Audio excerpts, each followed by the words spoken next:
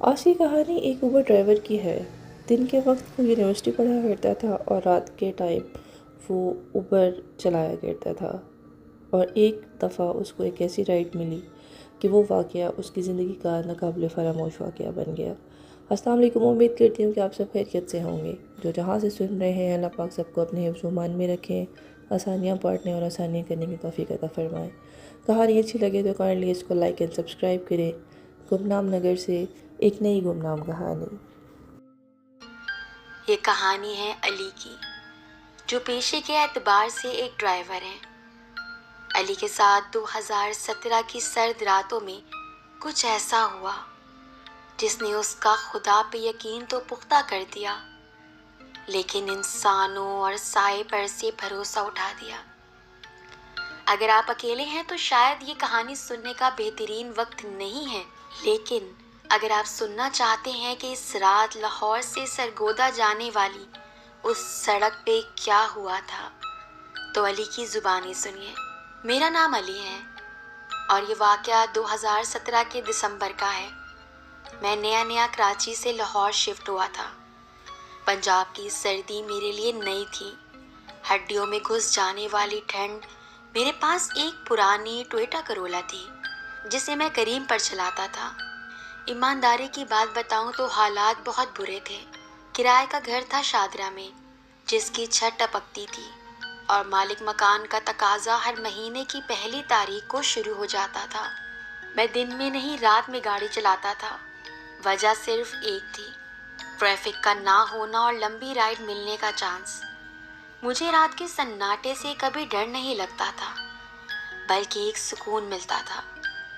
وہ پیلی street light جو دھند میں دھندلی ہو جاتی تھی، مجھے اپنی طرف کھینچتی تھی۔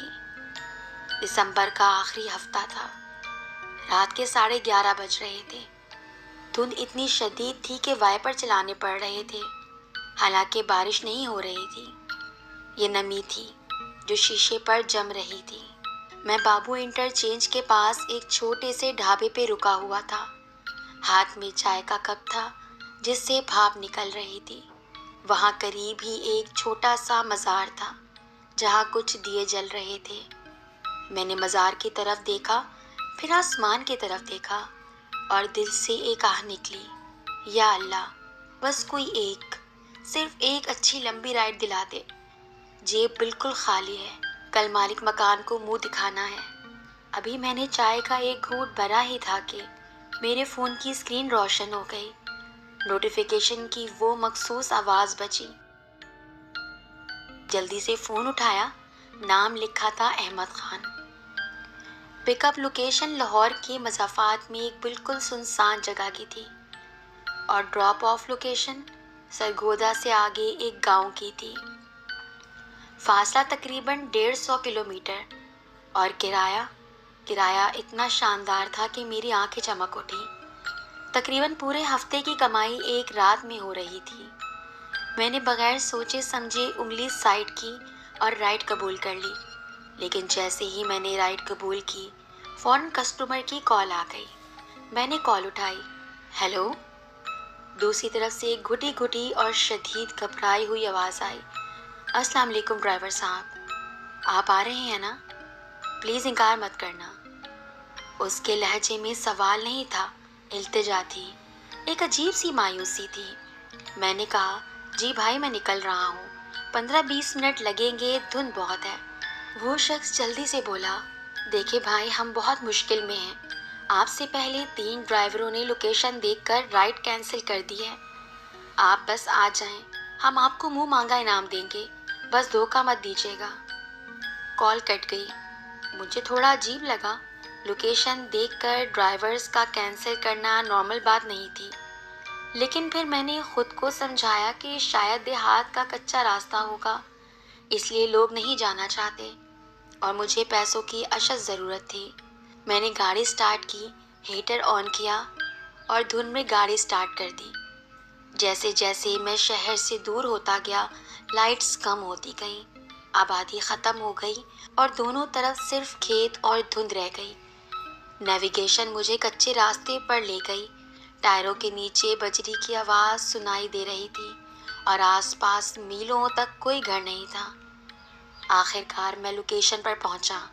میں نے سر اٹھا کر دیکھا تو سامنے کا منظر دیکھ کر میرا دل میں پہلا وسوسہ پیدا ہوا۔ وہ کوئی عام گھر نہیں تھا، ایک بہت پرانی شکستہ حال حویلی تھی جس کی دیواروں کا پلستر چھٹ چکا تھا۔ گیٹ لوہے کا تھا اور زنگ آلود۔ وہاں گھوپ اندھیرا تھا سوائے میری گاڑی کی ہیڈ لائٹ کے۔ گیٹ کے باہر 4 لوگ کھڑے تھے جو ٹھٹر رہے تھے۔ ایک بوڑھا شخص جس کی سفید داڑھی تھی اور چہرے پر گہری جھریاں، ایک ادھیڑ عمر عورت جو رو رہی تھی، ایک نوجوان لڑکا اور چوتھی ایک لڑکی۔ لڑکی کو انہوں نے ایک موٹی کالی چادر میں ایسا لپیٹا ہوا تھا کہ اس کا جسم نظر نہیں آ رہا تھا۔ وہ 2 لوگوں کے سہارے کھڑی تھی جیسے اس کے پیروں میں جان نہ ہو۔ بوڑھا میرے پاس آیا، شیشے پہ دستک دی۔ بیٹا اللہ تمہارا بھلا کرے، تم آ گئے۔ میں نے ڈگی کھولی لیکن ان کے پاس کوئی سامان نہیں تھا۔ عجیب بات تھی، اتنا لمبا سفر اور کوئی سامان نہیں۔ خیر وہ لوگ بیٹھ گئے۔ بوڑھا باپ اگلی سیٹ پر میرے ساتھ بیٹھا، پچھلی سیٹ پر نوجوان لڑکا، ماں اور وہ لڑکی بیچ میں بیٹھی۔ گاڑی کا دروازہ بند ہوتے ہی ایک عجیب سی بدبو میری ناک سے گزری، جیسے گلاب کے پھولوں کی خوشبو میں سڑے ہوئے گوشت کی بدبو ملی ہو۔ میں نے ناک سکیڑی لیکن کچھ بولا نہیں۔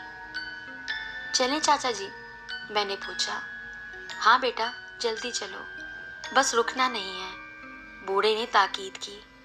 میں نے گاڑی موڑی اور دوبارہ مین روڈ کی طرف سفر شروع کیا۔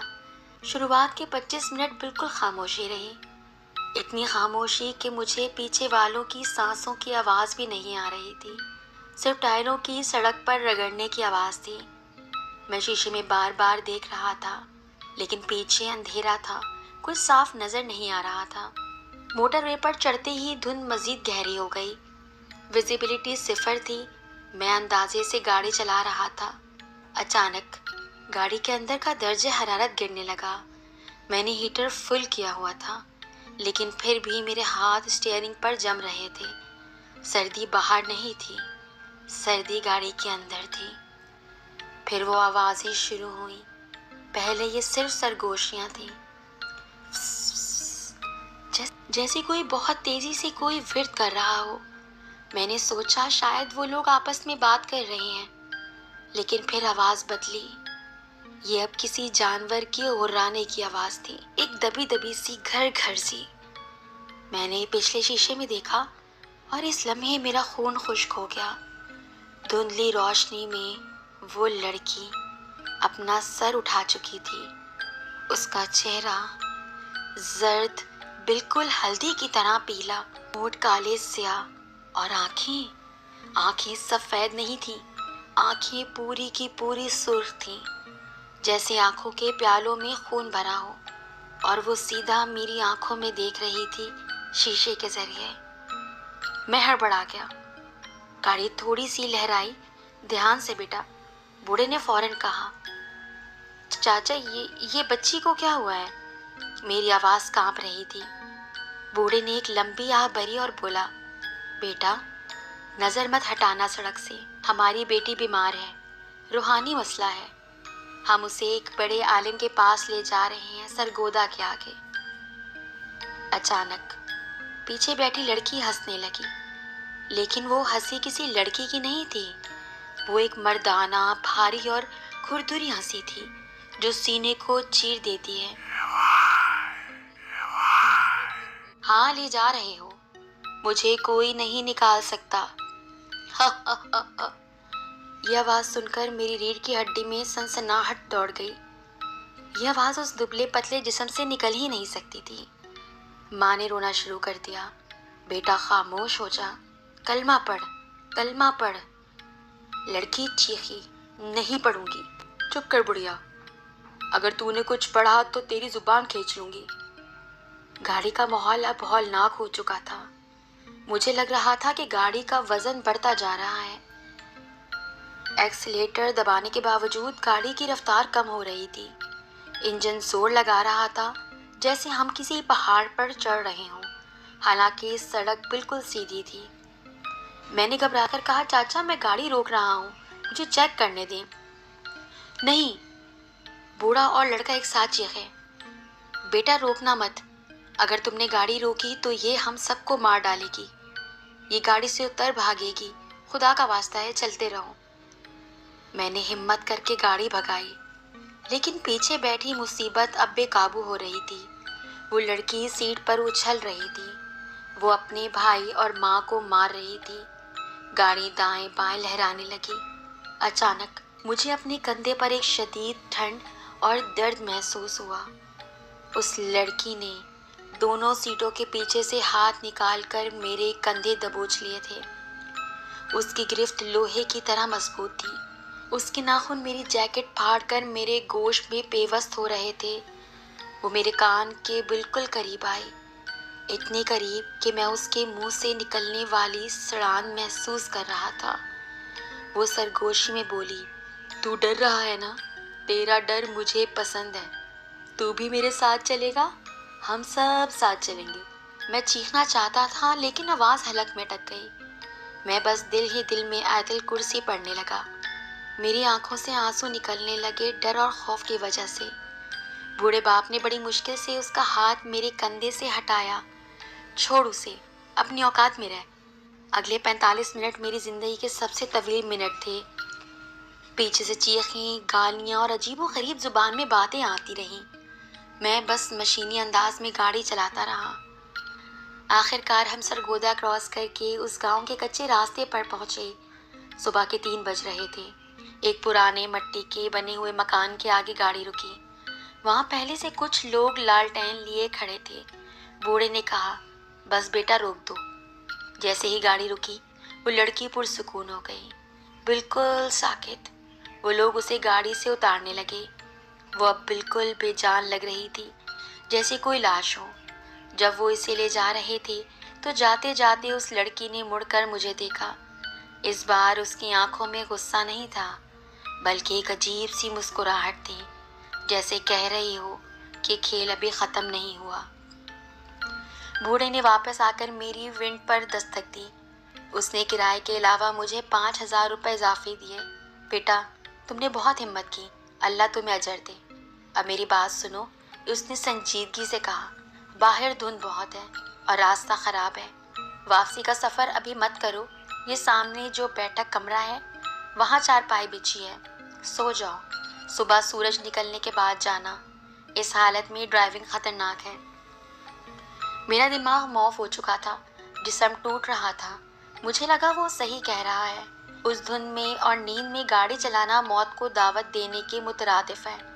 میں نے حامی بھر لی۔ وہ بیٹھک گھر سے تھوڑی ہٹ کر تھی، کچی دیواریں، لکڑی کی چھت اور ایک پرانا بستر۔ میں نے دروازہ اندر سے بند کیا، کنڈی لگائی اور جوتے اتار کر لیٹ گیا۔ تھکاوٹ اتنی تھی کہ 5 منٹ میں آنکھ لگ گئی، لیکن شاید ابھی مجھے سوئے ہوئے آدھا گھنٹہ ہی ہوا ہوگا کہ میری آنکھ کھل گئی، کسی آواز سے نہیں بلکہ سانس گھٹنے کی وجہ سے۔ مجھے لگا میری سینے پر کوئی بہت بھاری بوجھ رکھا ہوا ہے۔ میں ہلنا چاہتا تھا لیکن ہل نہیں پا رہا تھا۔ میرا دماغ جاگ رہا تھا لیکن جسم سو رہا تھا۔ کمرے میں اندھیرا تھا، لیکن کونے میں جہاں دروازہ تھا وہاں مجھے کچھ ہلتا ہوا دکھائی دیا۔ دروازہ جو میں نے کنڈی لگایا تھا وہ آہستہ آہستہ کھل رہا تھا، اور پھر اندھیرے میں وہی لڑکی اندر داخل ہوئی، لیکن وہ چل نہیں رہی تھی، وہ ہوا میں معلق تھی، پیر زمین سے اوپر تھے، اس کے بال بکھرے ہوئے تھے، چہرہ اب پہچانا نہیں جا رہا تھا۔ وہ سیدھا میری طرف آئی اور میرے چہرے کے بالکل اوپر آ کے رک گئی۔ اس کے سرخ آنکھیں میری آنکھوں میں گڑ گئیں اور خون ٹپکنے لگا۔ وہ بولی، تو رکا کیوں؟ میں تو تیرا ہی انتظار کر رہی تھی، میں تجھے جانے نہیں دوں گی، تو میرا ہے۔ اس نے اپنا ٹھنڈا ہاتھ میری گردن پہ رکھا، میرا دم گھٹنے لگا، موت بالکل سامنے کھڑی تھی۔ میں نے اپنی پوری جان لگا دی، دل میں اللہ اکبر کا نعرہ مارا اور ایک زوردار جھٹکے سے اٹھ بیٹھا۔ کمرے میں کوئی نہیں تھا، دروازہ بند تھا، لیکن میری گردن پر 5 ٹھنڈی انگلیوں کے نشان چل رہے تھے۔ میں ایک سیکنڈ بھی نہیں رکا، میں نے اپنے جوتے بھی نہیں پہنے، جوتے ہاتھ میں پکڑے اور دروازہ کھول کر بھاگا۔ گاڑی تک پہنچا، ہاتھ کانپ رہے تھے۔ چابی گر گئی، چابی اٹھا کے لگائی۔ میں نے گاڑی کو ریورس گیئر میں ڈالا اور پوری سپیڈ میں وہاں سے نکلا۔ پیچھے مڑ کر دیکھنے کی ہمت نہیں تھی۔ میں لاہور کیسے پہنچا مجھے کچھ یاد نہیں، بس اتنا یاد ہے کہ میں نے کہیں بریک نہیں لگائی۔ گھر پہنچ کے میں 3 دن تک بخار میں پڑا رہا۔ میری گردن پر وہ انگلیوں کے نیلے نشان کئی ہفتوں تک رہے۔ اس واقعے کے بعد میں نے کریم پر رات کی شفٹ ہمیشہ کے لیے بند کر دی۔ میں اب بھی گاڑی چلاتا ہوں، لیکن صرف دن کی روشنی میں۔ کبھی کبھی جب میں اکیلا ہوتا ہوں تو مجھے گاڑی کی پچھلی سیٹ سے وہی سرگوشی سنائی دیتی ہے، تو میرا ہے۔ میں فوراً پیچھے مڑ کر دیکھتا ہوں لیکن وہاں کوئی نہیں ہوتا۔ دوستوں، رزق کی تلاش ضروری ہے، لیکن کبھی کبھی ہم انجان راستوں پر اتنا دور نکل جاتے ہیں جہاں واپسی ممکن نہیں ہوتی۔